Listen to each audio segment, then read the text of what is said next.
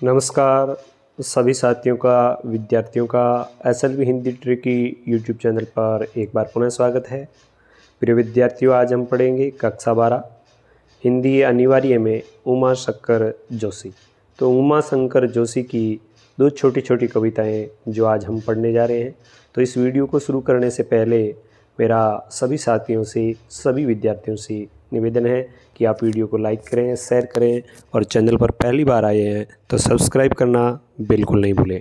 तो चलिए चलते हैं, बिना किसी देरी के आज का वीडियो शुरू करते हैं। तो सबसे पहले आप देख रहे हैं कवि परिचय। कवि परिचय में यदि हम देखें तो उमा शंकर जोशी का जन्म 1911 गुजरात में हुआ। इनकी प्रमुख रचनाएं विश्व शांति, गंगोत्री, निशीथ, प्राचीना, आतिथ्य, वसंत वर्षा, महाप्रस्थान, अभिज्ञा ये इनकी एकांकी है। सापना भारा, शहीद ये इनकी कहानी है। श्रावणी मेणो और विसामो ये इनके उपन्यास है। पार कांजणियाँ ये इनका निबंध है। गोष्ठी, उगाड़बारी और क्लांत कवि, मारा सोनेट और स्वपन प्रायण ये इन ग्रंथ है जिनका इन्होंने संपादन किया है। 1947 से ये संस्कृति नामक पत्रिका का भी संपादन कर रहे थे और 1988 में इनका निधन हो गया। अब इनकी काव्य की कुछ पंक्तियाँ ये क्या कह रहे हैं कि तंग आ गया हूँ बड़ों की अल्पलता से, यानी जो निम्नता है, कमी है उससे, और जी रहा हूँ देखकर छोटों की बड़ाई। तो बड़ों की जो अल्पलता है उसे ये कह रहे हैं कि मैं अल्पता से एक तरीके से तंग आ गया हूँ और छोटे लोग हैं उनकी बड़ाई देखकर जी रहा हूँ।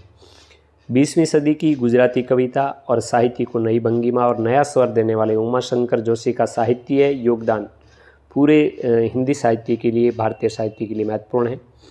उनको परंपरा का गहरा ज्ञान था। कालिदास के नाटक अभिज्ञान शाकुंतलम और संस्कृत के कवि भवभूति के उत्तररामचरितमानस का उन्होंने गुजराती में अनुवाद किया। तो ये मुख्य रूप से गुजराती भाषा के कवि हैं। ऐसे अनुवाद गुजराती साहित्य की अभिव्यक्ति क्षमता को बढ़ाने वाले थे। बतौर कवि उमा शंकर जी ने गुजराती कविता को प्रकृति से जोड़ा और आम जिंदगी के अनुभव से उन्हें परिचित कराया, नई शैली भी प्रदान की।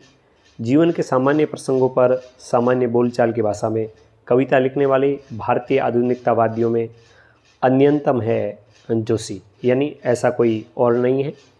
कविता के साथ साथ उन्होंने दूसरी विधाओं में भी हिंदी साहित्य को योगदान दिया, खासकर साहित्य की आलोचना में। निबंधकार के रूप में गुजराती साहित्य में बेजोड़ माने जाते हैं।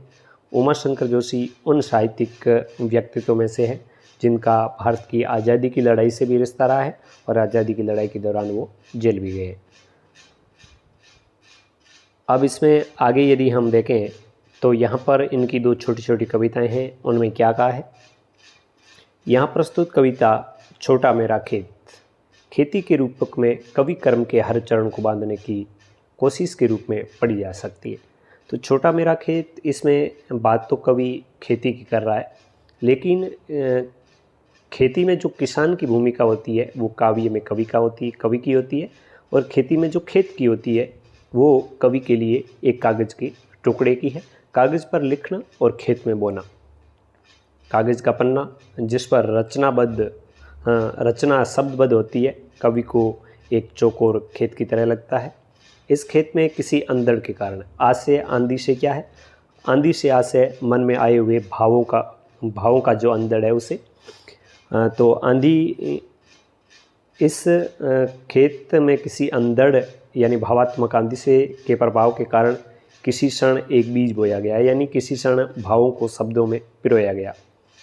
यह बीज रचना, विचार और अभिव्यक्ति का हो सकता है। यह मूल रूप से कल्पना का सहारा लेकर विकसित होता है और इस प्रक्रिया में स्वयं विगलित होता है, स्वयं गल जाता है। और जब ये भाव गलते हैं तो उनसे शब्दों के अंकुर फूटते हैं और अंत में एक रचना का रूप ग्रहण करती है, जो कवि कर्म के लिहाज से पुष्पित होता है, पल्लवित होने की स्थिति है। साहित्यिक कृति से जो अलौकिक रस धारा फूटती है, यानी साहित्य से आनंद की प्राप्ति होती है, उसे कवि ने क्या कहा है, अलौकिक रस। वह क्षण में होने वाली रोपाई का ही परिणाम है। एक क्षण जो मन में भाव आए उसको शब्दों में पिरोया गया, और यह एक ऐसा रस है, यह धारा अनंत काल से चलने वाली कटाई यानी एक ऐसी खटाई है जो कभी कम नहीं होती, और जो कम नहीं होती उसे कहा जाता है उत्तम साहित्य कालजयी होता है। वो अनेक पाठकों द्वारा पढ़ा जाता है, पढ़ा जाता था, पढ़ा जाता है और पढ़ा जाता रहेगा। आगे कवि कहता है कि खेत में पैदा होने वाला अन्न कुछ समय के बाद समाप्त हो जाता है, किंतु साहित्य का रस कभी कम नहीं होता।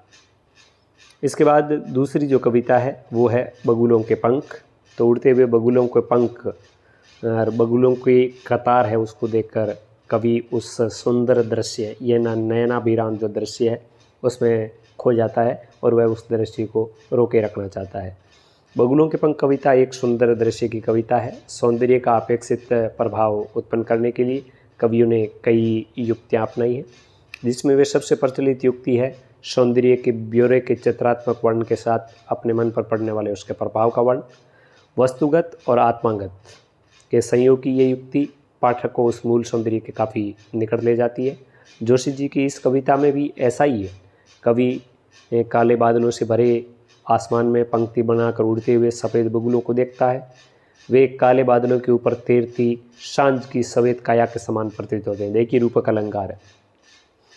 यह दृश्य इतना नयनाभिराम यानी आंखों को अच्छा लगने वाला है कि कभी कुछ और समय के लिए अपने आप को भूलकर उसमें अटका सा रह जाता है। वह इस आकर्षण से अपने आप को बचाने की पुकार भी करता है। क्या यह सौंदर्य से बांधने और बींधने की चरम स्थिति को व्यक्त करने का तरीका है? प्रस्तुत दोनों कविताओं का गुजराती से हिंदी में अनुवाद रघुवीर चौधरी और भोलाभाई पटेल ने किया है। तो एक तरीके से हम देखें, छोटा मेरा खेत चौकोना, इसका अनुवाद रघुवीर चौधरी और बगुलों के पंख भोलाभाई पटेल। अब चलते हैं अपने इन कविताओं की ओर। तो साथियों, कविता की ओर चलूँ इससे पहले मेरा निवेदन कि इस YouTube चैनल पर आपको सभी पाठों का आसान प्रस्तुतिकरण, बोर्ड परीक्षा की दृष्टि से महत्वपूर्ण प्रश्न, मॉडल प्रश्न पत्र, पेपर हल करने का तरीका, पढ़ाई कैसे करें इसका भी तरीका, सभी वीडियो इस चैनल पर उपलब्ध है। तो आप जाइए और इस चैनल की शेयर जरूर कीजिए। अब मैं पहली कविता की ओर आता हूँ, छोटा मेरा खेत चौकोना। तो ये यहाँ पे देख रहे हैं, यह कागज़ का पन्ना है, इसी को कवि ने छोटा मेरा खेत चौकोना कहा है। तो यहाँ इस काव्यांश की हम भाषा की बात करें तो संस्कृत निष्ठ भाषा है। कविता है वो प्रतीकात्मक है। ये आप जरूर ध्यान रखें कि कविता कैसी है, प्रतीकात्मक है। इसमें सभी प्रतीक लिए गए हैं और इस कविता की शैली कैसी है, बिंब प्रधान है। तो बिंब और प्रतीकों का इसमें प्रयोग किया गया है, इस बात को आप नहीं भूलें। और मुख्य रूप से इसमें अलंकारों की बात करें तो इसमें मैंने पहले आपको कहा कि इसमें रूपक अलंकार का अत्यधिक प्रयोग हुआ है। तो सबसे पहले हम इस कविता की शुरुआत करते हैं। कवि कहता है, छोटा मेरा खेत चौकोना, कागज का एक पन्ना, कोई अंदर कहीं से आया, सन का बीज वहाँ बोया गया, कल्पना के रसायनों को पी, बीज गल गया निशेष, शब्द के अंकुर फूटे, पल्लव पुष्पों से निमित्त हुआ विशेष। तो कवि यहाँ पर कहते हैं उमाशंकर जोशी कि मेरे मन में यह आभास होता है, कवि को यह लगता है कि वह जिस पृष्ठ पर, जिस कागज़ पर लिखने के लिए प्रयास कर रहा है वह उसका एक चौकोर छोटा सा खेत है जिसके अंदर वह बीज बो रहा है।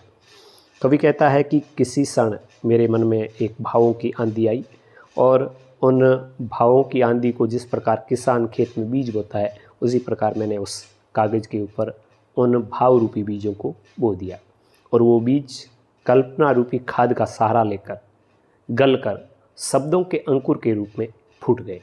तो क्या कहा, छोटा मेरा खेत चौकोना, कागज़ का एक पन्ना, कोई अंधड़ कहीं से आया, क्षण का बीज वहाँ बोया और हुआ क्या, कल्पना रूपी खाद का सहारा लेकर वह बीज गलकर अपना अस्तित्व है तो खो देता है, लेकिन उससे शब्दों के अंकुर फूटते हैं और वो शब्दों के अंकुर ऐसे फूटते हैं कि जिस प्रकार एक पौधा विकसित होकर नए पत्तों और फूल और फलों से लद जाता है, उसी प्रकार जो शब्द रूपी अंकुर फूटे उससे जो साहित्य है या जो कवि कर्म है, जो रचना है, वो खूब पल्लवित हुई, खूब पुष्पित हुई। अब जब वह रचना लिख दी जाती है तो कवि क्या कह रहा है, झूमने लगे फल रस अलौकिक, अमृत धाराएं फूटती, रोपाई क्षण की, कटाई अनंतता की, लूटते रहने से जरा भी नहीं कम होती, रस का अक्षय पात्र सदा का, छोटा मेरा खेत चौकोना। तो रस का अक्षय पात्र यानी ऐसा पात्र जिसमें कभी रस कम नहीं होता। तो काव्य का जो आनंद है, काव्य का जो रस है वो कभी कम नहीं होता। इसलिए कवि ने कहा है रस का अक्षय पात्र सदा मेरा, छोटा मेरा खेत चौकोना। तो कवि ने रस का अक्षय पात्र किसको कहा है?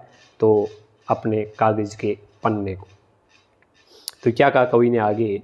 कवि कहता है कि जिस प्रकार पेड़ पर फल और फूल आते हैं तो वह फलों और फूलों से भर जाता है, और उसके फल होते हैं वो बहुत ही रसीले और एक तरीके से अमृत का रसास्वादन कराने वाले होते हैं। उसी प्रकार मैंने मेरे भाव रूपी बीजों को बोया, और बीजों को बोने से एक ऐसी रचना का निर्माण हुआ जिसको पाठक पढ़कर खुशी से झूमने लगते हैं, और उस रचना से एक रस की ऐसी अलौकिक धारा, यानी अलौकिक रस किसको कहा है? काव्य रस को।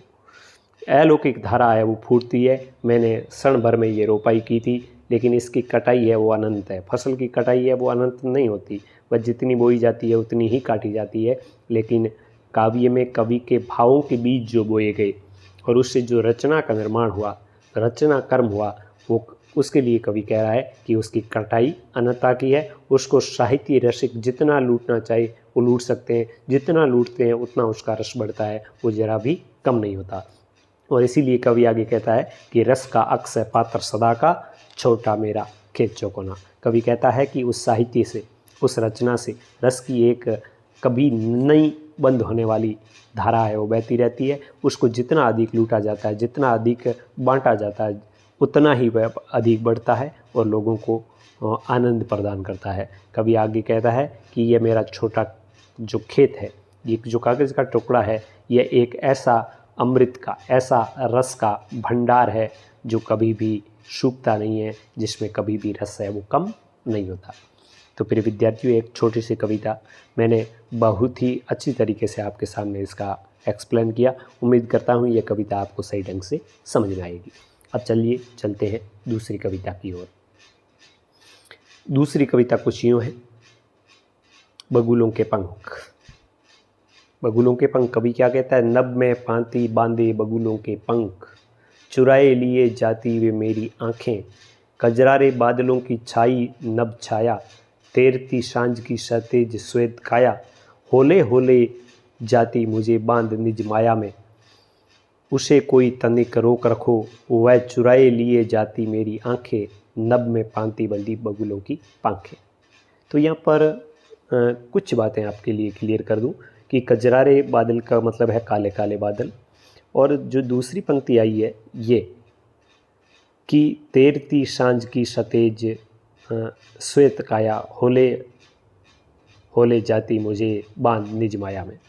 तो इसका मतलब है कि संध्या है, संध्या को एक अपन मान सकते हैं कि संध्या के समय जो काले बादल है, मान लीजिए कि ये संध्या के काले बादल है, इन बादलों के ऊपर जो बगुले हैं उनकी सफ़ेद रंग की जो सुंदरता पड़ रही है, उसके लिए कवि कह रहा है कि तैरती सांझ की सतेज श्वेत काया, मतलब संध्या की वह कोई काया हो, सफ़ेद काया हो। तो कवि क्या कहता है कि आकाश में जो बगुले एक पंक्ति बनाकर या एक पंक्ति के रूप में उड़ रहे हैं, वो मेरी आंखें चुराए जाते हैं, मतलब मुझे बहुत अधिक अपनी ओर आकर्षित कर रहे हैं। कवि कह रहा है कि काले बादलों की जो घटा आसमान में छाई हुई है, उसके ऊपर ये सफ़ेद बगुलों की जो तैरती हुई परछाई है, तैरता हुआ दृश्य है, ये उस सांझ की श्वेत काया के समान लगता है। कितना सुंदर कवि ने यहाँ पे चित्रण किया है।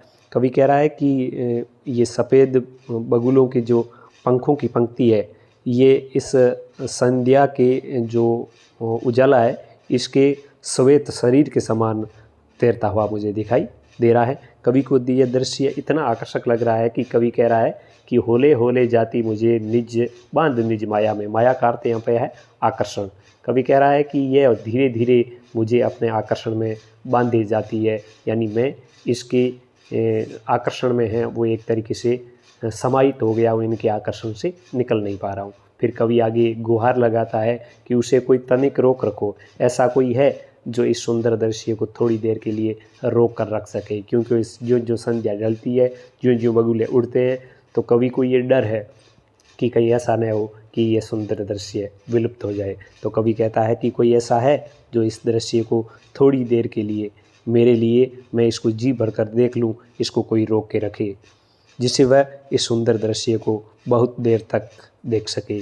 कवि कहता है, वह तो चुराए लिए जाते मेरी पांखें। बगुलों की ये पंक्ति, ये सफ़ेद बगुलों की उड़ती हुई ये पंखों की पंक्ति कवि को इतनी आकृष्ट लग रही है कि कवि कह रहा है कि ये तो मेरी आंखें चुराए लिए जाते हैं, मतलब मुझे बहुत अधिक अपनी ओर आकर्षित किए जा रही है। कवि कह रहा है, नभ में पांति बदी बगुलों की पांखें। कवि को ये दृश्य बहुत सुंदर लग रहा है। कवि कह रहा है, नभ में उड़ते हुए सफ़ेद बगुलों की ये कतार, ये पांख मुझे बहुत अधिक भाव विभोर कर रही है। मैं इस दृश्य को जी भर कर देखना चाहता हूँ, और ये पांखें हैं वो तो मेरी आंखें चुरा कर ले जा रही है, मतलब मैं आंख हटाना चाहूँ तो भी हटा नहीं पाता हूँ। ऐसा सुंदर दृश्य है। तो साथियों, इसमें भी सरल भाषा का कवि ने प्रयोग किया है। यदि आपको इसका सेल्फ सौंदर्य लिखना पड़े, सरल भाषा का प्रयोग किया है, प्रतीकों का प्रयोग किया है, भाषा चित्रात्मक है। भाषा चित्रात्मक है। काव्य रस की बात करें तो यहाँ पर एक तरीके से काव्य रस की बात करें कि काव्य रस कौन सा है, तो यहाँ पे हम कह सकते हैं निश्चित रूप से आनंद प्रदान करने वाला एक जो भाव है कवि का, उसमें कवि का मन है वो गदगद हो जाता है, प्रसन्नचित हो जाता है, विस्मय से भर जाता है।